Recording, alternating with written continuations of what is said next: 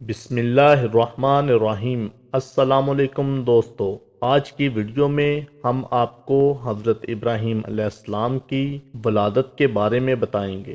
اس video کو آخر تک ضرور دیکھیے۔ نمرود ملک بابل کا بادشاہ تھا۔ بابل کا موجودہ نام عراق ہے۔ نمرود انتہائی مغرور شخص تھا۔ جب اس کی ابتدا کا دائرہ وسیع ہو گیا تو لوگوں سے کہنا شروع کر دیا کہ اس کی پرستش کریں، کیونکہ لوگ پہلے ہی غیر اللہ اور بتوں کی پرستش کیا کرتے تھے، لہٰذا وہ اسے بھی آسانی سے خدا ماننے پر آمادہ ہو گئے۔ لوگوں کو اس گمراہی اور ضلالت کی زندگی بسر کرتے ہوئے ایک عرصہ ہو گیا اور وہ اللہ کو بالکل ہی بلا چکے تھے۔ پروردگار عالم نے اس قوم کی ہدایت اور رہنمائی کے لیے ان میں اپنا نمائندہ بھیجنے کا ارادہ فرمایا۔ نمرود کے دربار میں نجومی بھی تھے۔ ایک نجومی نمرود کے دربار میں بڑا مقام رکھتا تھا اور وہ نمرود کے بہت قریب تھا۔ ایک دن اس نے نمرود سے کہا، ایک بات عرض کروں؟ تو نمرود نے کہا، بولو۔ نجومی نے بتایا کہ آپ کی سلطنت میں ایک بچہ پیدا ہونے والا ہے۔ وہ بت پرستی کو ختم کر دے گا اور لوگوں کو اپنے دین کی جانب بلائے گا اور آپ کی حکومت کو ختم کر دے گا۔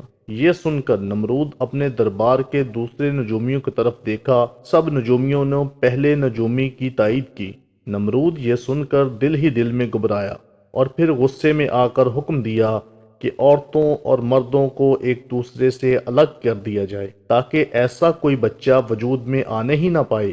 نمرود کے منہ سے اس حکم کا نکلنا تھا کہ بابل میں پیدا ہونے والے بچے قتل کر دیے جانے لگے۔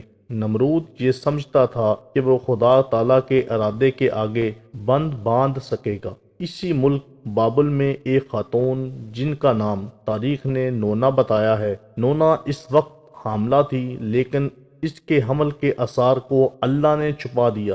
جب اس کے بچے کی پیدائش کا وقت آیا تو وہ نمرود کے خوف سے شہر سے باہر چلی گئیں اور وہاں پہاڑ کے ایک غار میں پناہ لے لی۔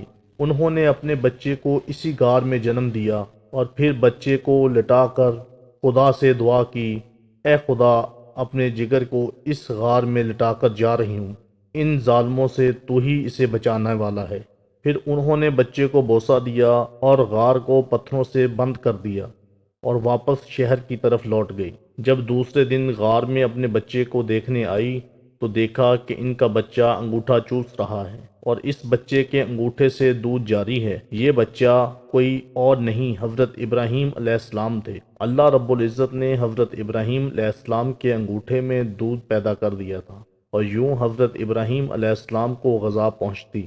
آپ علیہ السلام کی ماں آپ کو دیکھنے کی غرض سے روزانہ غار میں آتی۔ جب آپ علیہ السلام کی عمر 2 سال ہو گئی تو وہ باتیں کرنے لگے۔ جب آپ کی عمر 7 سال کو پہنچی تو آپ کی والدہ نے بڑی بڑی باتیں اور اخلاق سکھانے لگیں، کمزوروں کی مدد کرنا، اور اللہ رب العزت کے گزرے ہوئے پیغمبروں کے واقعات سنایا کرتی تھی۔ مگر انہیں کیا معلوم تھا کہ وہ جس بچے کی تعلیم و تربیت میں لگی ہوئی ہیں وہ خود ایک نبی ہے، اور وہ نبی حضرت ابراہیم علیہ السلام ہے۔